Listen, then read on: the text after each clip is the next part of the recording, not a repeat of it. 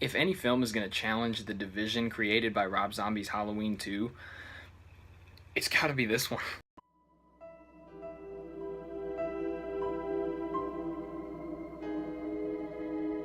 What's going on, ladies and gents? My name is Connor, aka President CM, and I am back with another video. Another 10 points of redemption. Let's get into this right now. We're going to be doing this for Halloween 5. Now, Halloween 5 was released in 1989 and was a direct sequel to 1988's Halloween 4. Now, this was directed by Dominique Othen and Gerard, and it was a movie that pretty much split people immediately. People didn't know what to think about it at first, and people still don't know really what to think about it today. Now, fans are pretty divided over it overall. I think it, besides, like I said, Halloween 2, in 2009, I think a lot of people are divided on this one more than any other film in the franchise. And for me, that kind of hurts because to me, it was the first Halloween movie I ever saw, the first horror movie I ever saw, and along with Halloween 4 that I saw on TV the next year.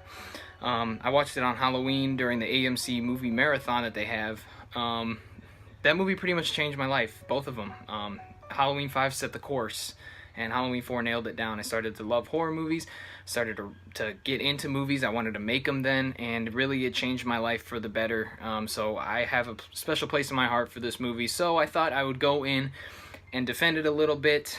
So I present to you the 10 points of redemption for Halloween 5, The Revenge of Michael Myers.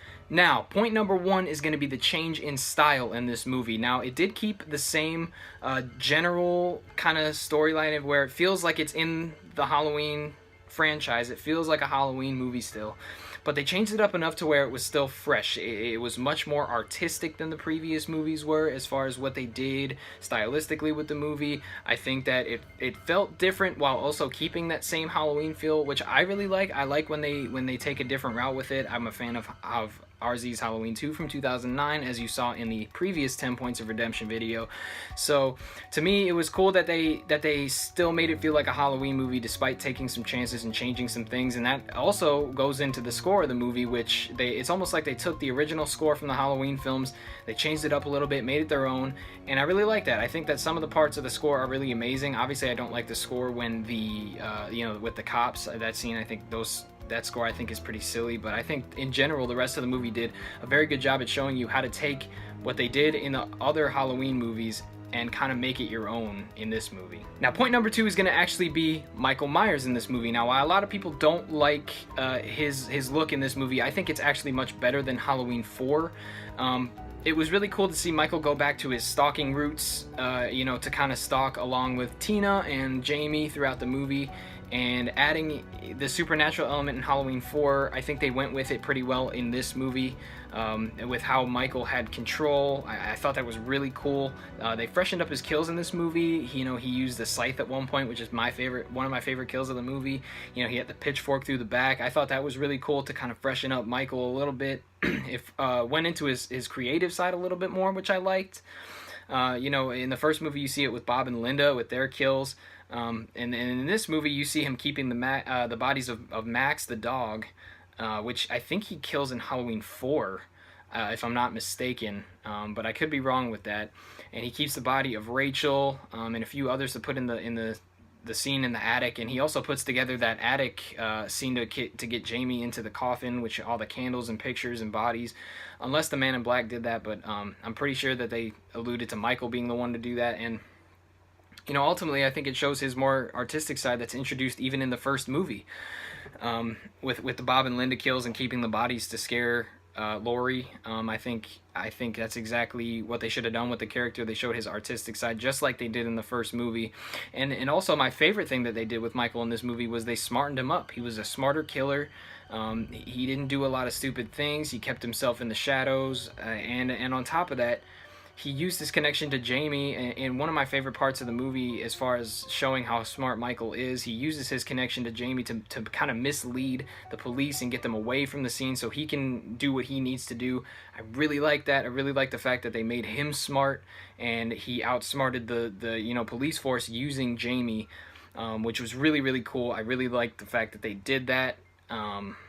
Obviously, a lot of people kind of were off about it, but I like the fact that they did that personally. I think it was a perfect way to go, and personally, I think making Michael smarter makes him less of a zombie like you saw in the later movies, which I think started with 6. Point number 3 is actually going to be the opening of the movie, which I'm not going to spend too much time on, but I really like that opening, how it's just kind of a frantic kind of stabbing motion. You don't know what's going on, and then it's the pumpkin being carved. I really like the fact that they did that. I think it's a different kind of take on what they did in the original movies, and while I like the opening to 4 with the title crawl kind of going to these different locations, these different fall kind of settings, I really like that, but I think in this movie it kind of goes back to its roots while also changing it up, which kind of alludes to the style of the movie overall. I really like that, and like I said, I'm not going to spend too much time on it, but the opening scene to me is really, really cool with the whole pumpkin carving thing. I think that's really awesome. Point number 4 is actually going to be the cinematography of the movie, which I think the movie is shot very, very well. I think there's some cool visuals. Michael with the scythe is a cool visual, seeing him there holding it. The barn scene as a whole, I think, is really done well. It's really shot well. It looks nice. The stuff in the Myers house in particular is really cool, and I like the artistic things that they did with it. Despite the fact that I didn't like the Myers house personally, it was really cool, and I think the scenes at the Tower Farm were pretty cool. After Michael gets there and starts taking people out, I really think that the whole idea is really cool. And there's a lot more in the movie that I like, but those are just some of my favorites. And I think it's shot really well, and the cinematography of this movie doesn't get enough credit as it should. Number 5 is going to be increasing the connection between Michael and Jamie. I thought that was something really cool that they did in this movie, because in the predecessor to this, you saw them kind of set that up, where Michael all of a sudden has this cool connection that he can have with his niece Jamie. I think that was really cool, the fact that they increased it. That it was cool that they really made you aware of this is a real thing that's happening. It is not Jamie hallucinating. They have a connection to each other, and Michael is using that to advance himself in the movie, to do whatever he feels he needs to do. Like I said earlier, with the smart scene with Michael basically diverting the police away from the scene so that he could do what he needs to do.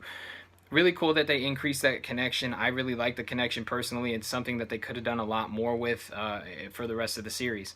Point number 6 is actually going to be a weird topic, and it's going to be that taking away Rachel actually made Jamie feel more vulnerable. Now, it was kind of dumb that they introduced Tina, and to me, I don't hate Tina. People really genuinely hate that character. I don't hate Tina too much. I feel like, if anything, it was just a mistake to make her kind of in the Rachel role after you take out Rachel. Rachel, to me, was a very important part of Halloween 4, and if you're going to take her out of the movie, you should have just had no one be in Jamie's corner. I think it would have made her feel more vulnerable than she already did, but because Tina doesn't have that connection that she had with her basically, a foster sister, Rachel, who protected her, who fought for her, Jamie then has to fight for herself. She feels more vulnerable, and it really shows it's a character moment for Jamie Lloyd herself, because it shows you that, she's vulnerable, but she's still going to fight, and I really like the fact that she doesn't have someone there to fight for her, really,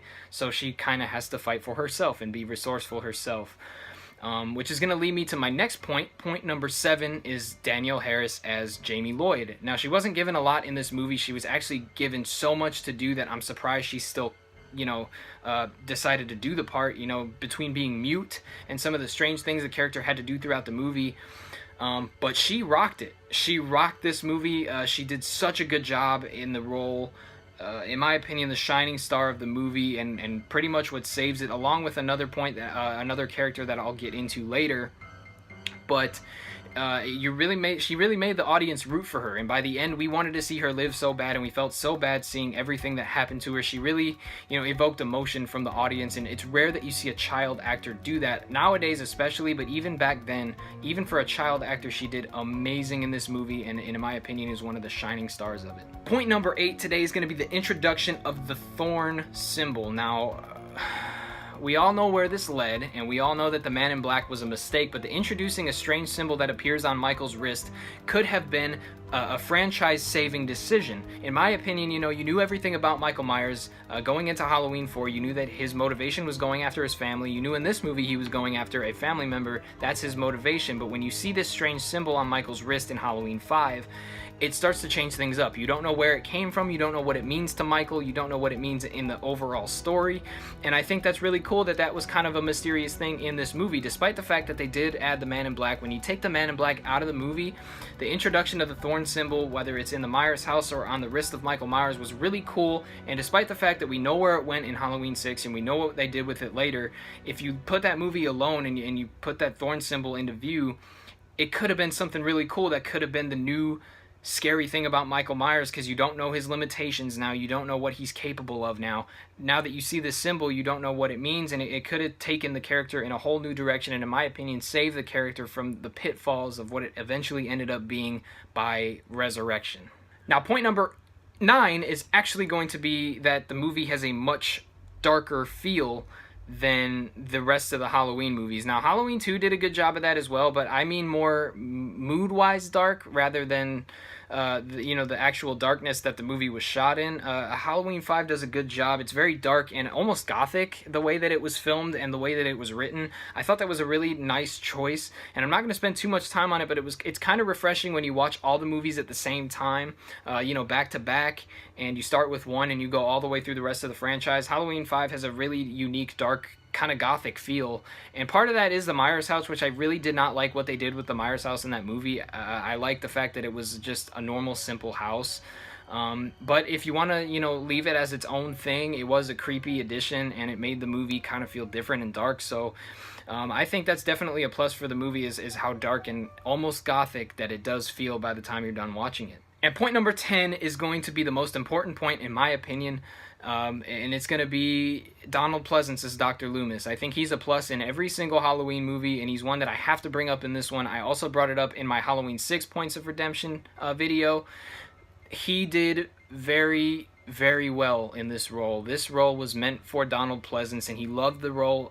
What was really cool about this one is the places that they took the character. We got to see a whole new side of Dr. Loomis. He showed this new sense of urgency in the character. He showed, less of his caring side, but more of his caring side through trying to get Michael. He had this new crazy sort of desperate feel to him that he wanted to take Michael out no matter what it took.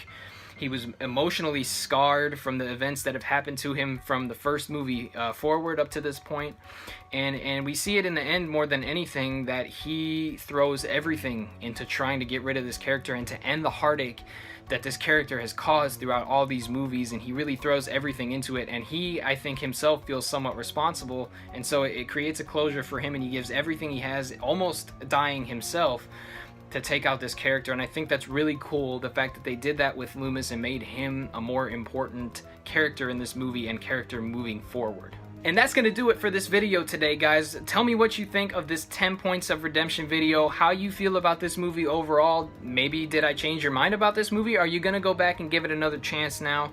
Let me know what you think in the comments down below, and let me know what you want to see next in this series. I'm really excited about this series. I really love doing this series, and as a whole, I really feel that this series is going to stay a staple on this channel. I love the fact that that I'm doing it. I love the feedback I've gotten so far. Thank you to the subscribers of this channel. Please subscribe down below if you're new, and I want to say thanks again to everybody in Killer Flicks, along with two people actually, Xavier St. Pierre and Brad Thornton, who I had conversations with about Halloween 5, or basically the Thorn storyline as a whole. And I think it's really cool that people take to this movie. I think it's cool that people don't like this movie as well, because that gives me the ability to go and make videos like this. So like I said, let me know down below what you want to see next in this series. What do you want to see me review? What do you want to see me talk about? Let me know, and I will do my best to get it done. Until next time, I am President CM. I am signing out, and I will see you in the next video.